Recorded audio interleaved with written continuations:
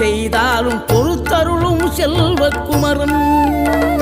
பொய்யான மயிலேறும் காட்சி எழியாவும் ஒளி வீசும் தெய்வாம்சமே பொய்யான என் வாழ்க்கை புவி மீது நிலையாக அருள் செய்ய வர வேணுமே நீ அருள் செய்ய வர வேணுமே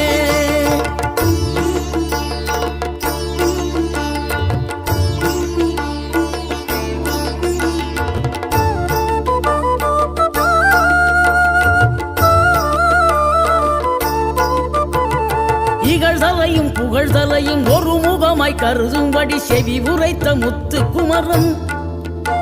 நீ வறுமையையும் வளமையையும் சமநிலையை உணரும்படி மதி கொடுத்த